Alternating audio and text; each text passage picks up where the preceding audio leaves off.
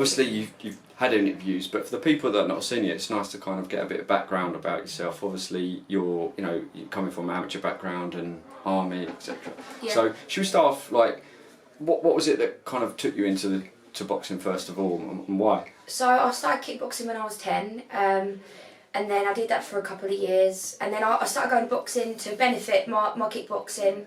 But then I just found that boxing suited me a lot more. I was slipping a lot of head movement when I was doing kickboxing, and I just was neglecting the kick sort of thing. So I ended up just completely switching over to boxing as well. There was female boxing for the first time in the Olympics in 2012. So that kickboxing had none of that. So that was like why really. So what age were you when you started the kickboxing? 10. 10. Okay. Why kickboxing? I watched a documentary with my dad, just one down the telly, like Thai boxing, like these kids who were doing it all like in the cage and stuff, and I just really wanted to try it.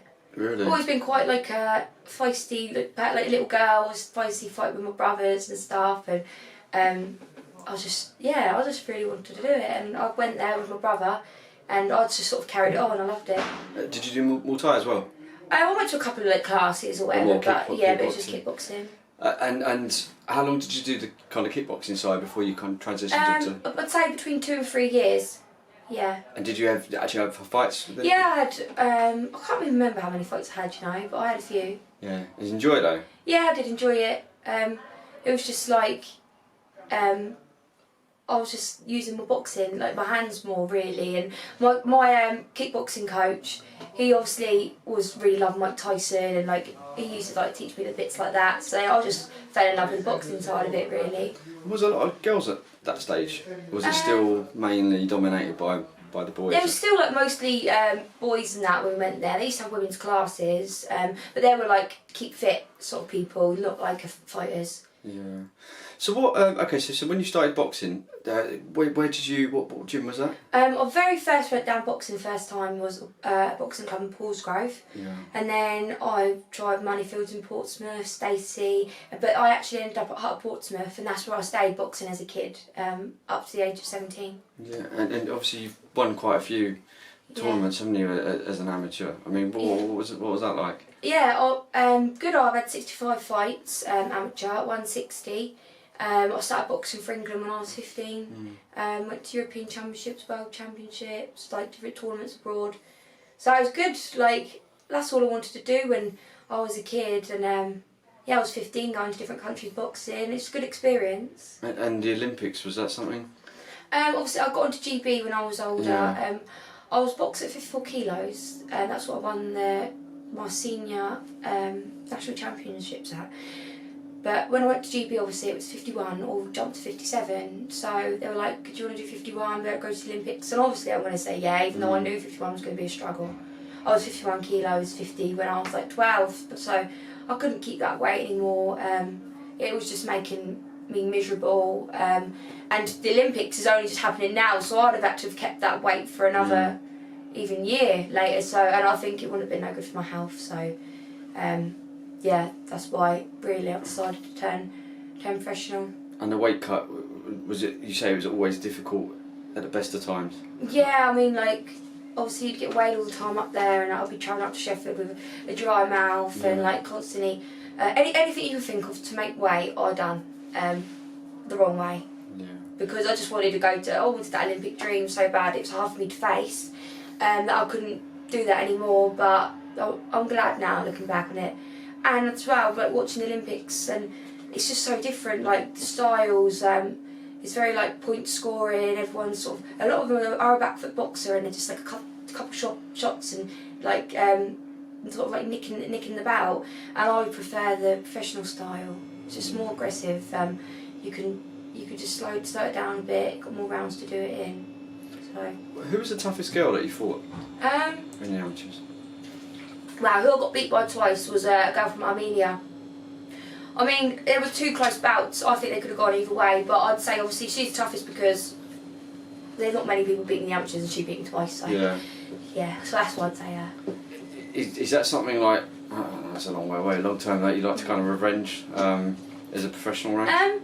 I suppose, to be honest, I think I'll beat her now anyway, so because it's a lot of years on. Yeah. Looking back, I don't actually think she was that great, but at the time, I suppose she was the best that I thought. What was it like at the GB setup? I mean, you know, in regards to the men and the women, were you kind of given equal? Was it true? You know, yeah, it was all equal. Yeah. I suppose like at that level, obviously there's as many women as there is men when you go into these tournaments and stuff like that.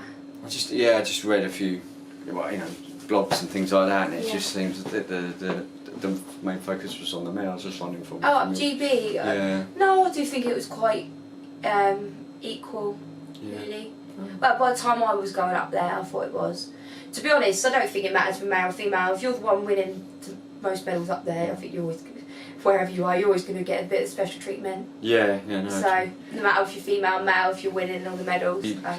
You're an extremely talented amateur. Did you always have like people sniffing around, like, trying to, you know, get you to turn pro quicker than you, or go with them, or go with certain trainers or promoters? No, I didn't really. And to be honest, like, I know girls who've won a lot less in the amateurs and stuff, and who've got straight there to the big promoters straight away, and you sort of think sometimes just who you know. I didn't really have any of that, but I wasn't looking to turn pro, to be honest. So even when I had like a year out of boxing, went back to the army for a bit. Even when I come down here for the first time and met Johnny, like I wasn't thinking, oh, I'm going to start boxing again completely or turn professional. It took me to have like a few more sessions, and then me and John spoke about it. So in regards to like turning professional, like, so, you know, in your mind, you've always wanted to turn professional, or was it, you know, because it must have been a tough decision to leave the army and make that decision to turn professional? Yeah, I did want to turn professional one day.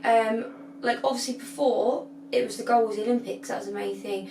The professional game wasn't really, there was nothing in it.